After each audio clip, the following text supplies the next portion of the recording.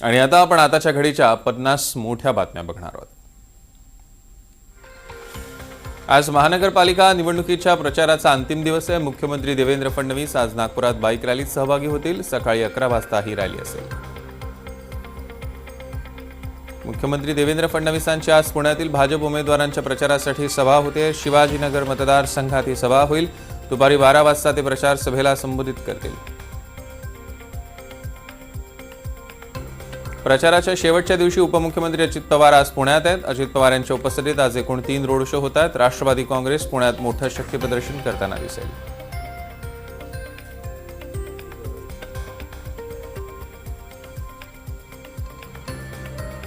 मनसे अध्यक्ष राज ठाकरे आज पुणे दौऱ्यावर आहेत। पुणे महानगरपालिका निवडणुकीच्या पार्श्वभूमीवर राज ठाकरे, शिवसेना ठाकरे गट आणि मनसेच्या उमेदवारांच्या प्रचार फेरीमध्ये ते सहभागी होतील। सकाळी 9:45 वाजता गोखलेनगर तर दुपारी 4:15 वाजता ते मार्केट यार्ड परिसरात भेट देणार आहेत।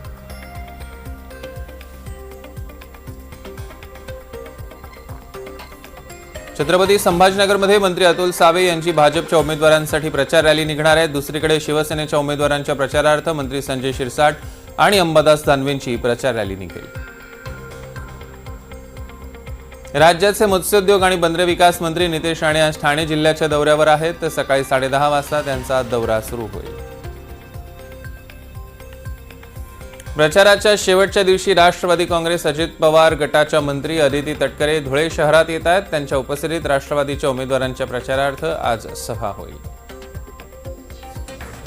अहिल्यानगरमध्ये द ग्रेट खलीच्या उपस्थितीत भव्य प्रचार रॅलीचं आयोजन करण्यात आलं। डॉक्टर सुजय विखे पाटील आणि आमदार संग्राम जगताप यांच्यासह महायुतीचं शक्ती प्रदर्शन होणार आहे। सकाळी माळीवाडा इथल्या विशाल गणपती मंदिरापासून दिल्ली गेटपर्यंत भव्य प्रचार रॅलीचं आयोजन करण्यात आलं। सांगलीत काँग्रेस राष्ट्रवादी आघाडी उमेदवारांच्या प्रचारार्थ जयंत पाटील, विश्वजित कदम आणि विशाल पाटील यांची सकाळी संयुक्त पदयात्रा निघणार आहे। सांगली शहरात ही पदयात्रा निघेल।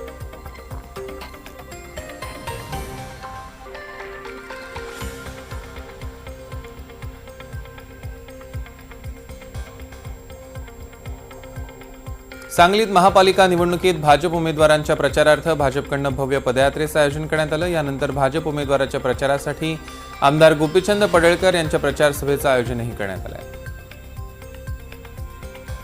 शिवसेना नेते संजय राठोड यांचा आज अकोला शहर दौरा आहे। अकोला महापालिका निवडणुकीच्या पार्श्वभूमीवर ते शिवसेना उमेदवारांच्या प्रचारासाठी शहरातील विविध भागात भेटी देणार आहेत। यावेळी रोड शोच्या माध्यमातून ते नागरिकांशी संवाद साधतील।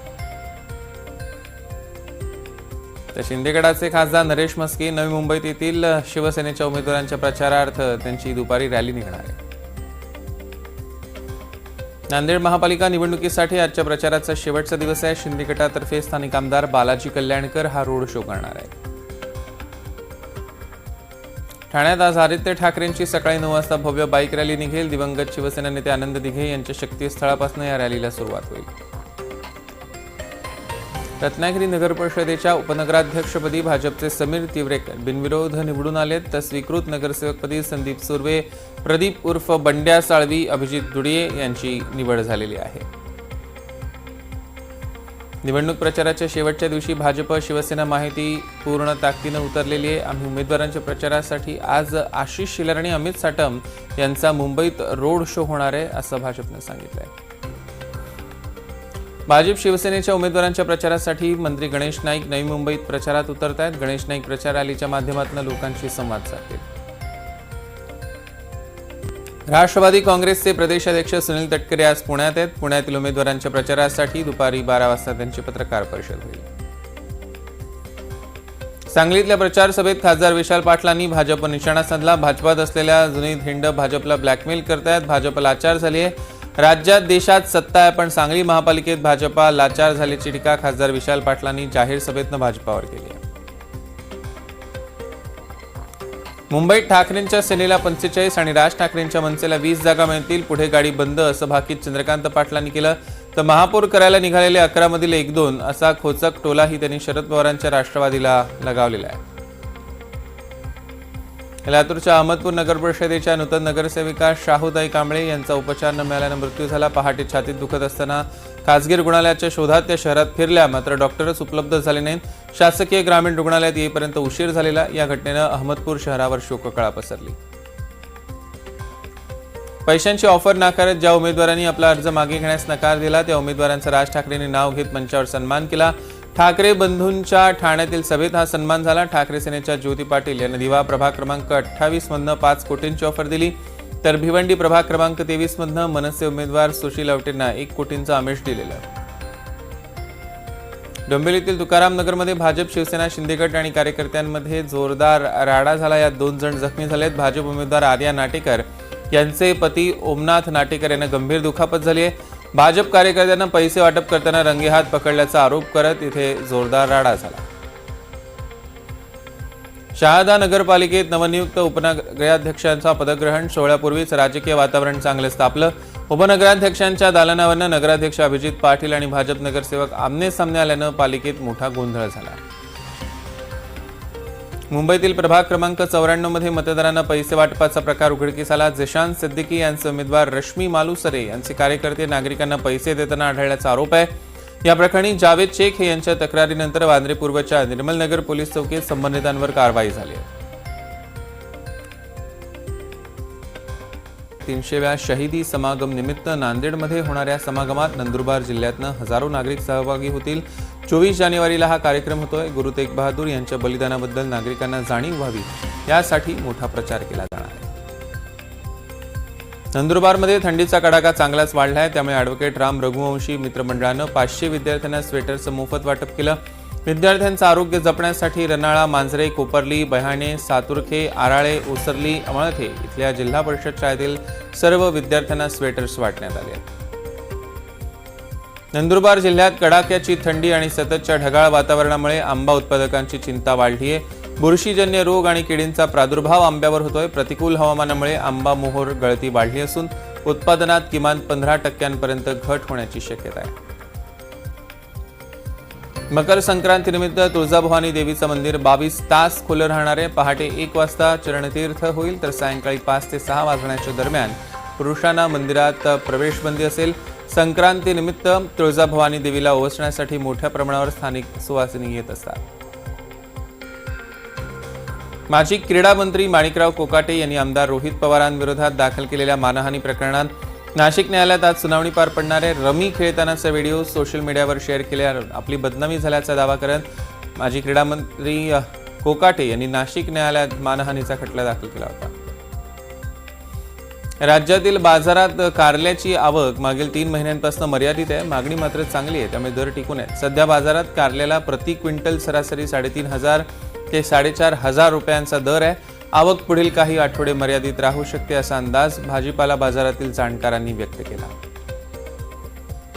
बाजारात टोमॅटोची आवक मागील 2 आठवड्यांमध्ये कमी झालेली आहे, मात्र मागणी चांगली आहे, त्यामुळे दराला आधार मिळतोय। सध्या बाजारात टोमॅटो 1700 ते 2200 रुपयांना विकला जातोय आणि पुढील काही दिवस टोमॅटोची आवक आणि दर टिकून राहू शकतात असा अंदाज अभ्यासकांनी वर्तवला आहे। कांद्यावर बाजारातील वाढत्या आवकेचा दबाव जास्त आहे। खरीपातील कांद्याची आवक वाढत असल्यानं मागील 2 आठवड्यांमध्ये दरात 300 रुपयांपर्यंत नरमाई आलेली, आता दर स्थिरावलेत। सध्या कांद्याला सरासरी 1200 ते 1500 रुपयांचा भाव आहे आणि पुढील काही काळात कांद्याच्या दरात काहीसे चढउतार दिसण्याची शक्यता आहे। 1 जानेवारीपासून कापूस आयातीवर 11% शुल्क लागू झालाय। सरकीचेही भाव वाढलेत, परिणामी बाजारातील आवक कमी झाली आहे। कापसाचा सरासरी भाव 7,800 ते 8,100च्या हमी भावावर पोहोचला। येत्या काळात आवक कमी राहून दर टिकून राहण्याचा अंदाज अभ्यासकांनी व्यक्त केला आहे। सोमवारी सोयाबीनच्या दरात सुधारणा बघायला मिळाली। सोयाबीन खरेदीची प्रक्रिया प्लांट्स भाव 5,200 ते 5,400 दरम्यान, खुल्या बाजारातील भाव पातळी 5,000वर पोहोचली आहे। सोयाबीनच्या दरातील सुधारणा कायम राहील असा अंदाज अभ्यासकांनी व्यक्त केला आहे। भाजप आणि आमदार रवी राणांच्या युवा स्वाभिमान पक्षाची युती तुटताच मंत्री नितेश राणेंनी राणा दाम्पत्याला घेरलं। त्यांना विचारा, तुझा पाना देवेंद्र फडणवीसांनी ठीक केलाय, थोडा पाना आम्ही ढिला केला तर तुझी गाडीही बंद पडेल, उगाच आमच्या नादी लागू नको असा इशारा राणेंनी दिलाय। लहान मुलास शाळेत सोडण्यास जाणाऱ्या महिलेचा पाठलाग करून तिचा विनयभंग करणाऱ्या तरुणाविरुद्ध गुन्हा दाखल करण्यात आलाय। महिला तिच्या लहान मुलाला शाळेत सोडण्यासाठी पायी जात होती, त्यावेळी आरोपी प्रसाद काळे यानं मोटारसायकलनं पीडित महिलेच्या घरापासून काशीमाळी मंगल कार्यालय द्वारकापर्यंत पाठलाग केला आणि तिचा विनयभंग केला। या प्रकरणी भद्रकाली पोलीस ठाण्यात प्रसाद काळे याच्याविरुद्ध गुन्हा दाखल करण्यात आला आहे. रत्नागिरीच्या चिपळूणमध्ये महामार्गावरील राधाकृष्ण नगरच्या खोल नाल्यात दुचाकीसह 3 जण कोसळले. हा अपघात काल रात्री घडला. यामध्ये 3 तरुण जखमी झालेत. यातील एकाची प्रकृती गंभीर आहे. जळगाव जिल्ह्यातील यावलमध्ये पोलिसांनी फॅन्सी नंबर प्लेट आणि विना नंबर प्लेट वाहनधारकांवर दंडात्मक कारवाई केली. इतकंच नाही तर अशी वाहनं ताब्यात घेऊन नव्या नियमानुसार असलेल्या नंबर प्लेट त्या वाहनांना लावून नंतरच ती वाहनं वाहनधारकांच्या ताब्यात देण्यात आली आहेत. राज्यातील महापालिका भ्रष्टाचाराचे अड्डे व कुरण झालाय असं विधान माजी मंत्री जयंत पाटलांनी केलं. तर महापालिकेमध्ये पारदर्शक कारभार व्हायचा असेल तर सामान्य कार्यकर्त्यांना संधी द्यावी. प्रचंड पैसा खर्च करून निवडून येण्याचा प्रयत्न करतात. त्यांचा पैसा कष्टाचा नाही हे जनतेनं लक्षात ठेवावं असंही जयंत पाटील म्हणाले. भाजपनं गोपीनाथ मुंडे असताना गुन्हेगारी मुक्त महाराष्ट्राची घोषणा केली होती. मात्र आता भाजप गुंडांना प्रतिष्ठा देत असल्याची टीका एकनाथ खडसे यांनी भाजपवर केली आहे. मात्र मुरुम माफियांपेक्षा गुंड बरे, त्यामुळे आपली काय किंमत राहिली आहे हे पहा आणि नंतरच दुसऱ्यावर टीका करा असं म्हणत गिरीश महाजन यांनी एकनाथ खडसेंच्या टीकेला प्रत्युत्तर दिलंय. माणसं बेईमान होतील पण बहिणी बेईमान होणार नाहीत. त्यामुळेच विधानसभा निवडणुकीत 60,000 मतांचं मताधिक्य आपल्याला मिळाल्याचं मत मंत्री गुलाबराव पाटलांनी व्यक्त केलं. महायुतीच्या उमेदवारांच्या प्रचारार्थ त्यांनी हे भाष्य केलं. महापालिकेच्या निवडणुकीत मतदार यादीमध्ये मोठ्या प्रमाणात घोळ झाल्याचा आरोप वंचित बहुजन आघाडीचे नेते प्रकाश आंबेडकरांनी केला. या संदर्भात पोलिसांकडे तक्रार केली आहे. मात्र पोलीस पुरावे मागत असून या प्रकरणात लक्ष घालण्यात टाळाटाळ करतायत असा आरोप त्यांनी केला. महायुती सरकारवर आरोप करणाऱ्या उद्धव ठाकरेंना संदीपान भुमरेंनी सवाल करत त्यांच्यावर टीका केली. उद्धव ठाकरेंनी 2.5 वर्षांच्या कार्यकाळात कुठल्या योजना आणल्या आणि त्या योजना पूर्ण झाल्या का हे देखील सांगावं असं म्हणत भुमरेंनी ठाकरेंवर टीका केली आहे. ठाणे महापालिकेवर अजित पवार गटाचा महापौर बसणार असा मोठा दावा आमदार सना मलिक यांनी केला. आमच्या पाठिंब्याशिवाय ठाणे महापालिकेवर महापौर बसू शकत नाही असंही सना मलिक म्हणाल्या. भाजप नेते अनिल बोंडे यांनी माजी खासदार नवनीत राणांवर डबल ढोलकी अशी टीका केली आहे. फडणवीसांसोबत असताना भाजपचा प्रचार आणि इतर वेळी रवी राणांच्या पक्षाचा प्रचार अशा आशयाची टीका अनिल बोंडेंनी केली. सोलापूर नगर परिषद निवडणुकीतील पराभवानंतर पालकमंत्री जयकुमार गोरेंकडनं महापालिकेसाठी जोरदार प्रचार सुरू आहे. सोलापूरकर काँग्रेसला पुन्हा संधी देणार नाहीत असा विश्वास गोरेंनी व्यक्त केला. काही दिवसांपूर्वी भाजपमधील वरिष्ठांवर नाराज असलेले सुधीर मुनगंटीवार पुन्हा जोमानं पक्षाच्या कामाला लागलेत. मुनगंटीवार भाजप उमेदवारांच्या प्रचारासाठी चंद्रपूर शहर अक्षरशः पिंजून काढतायत.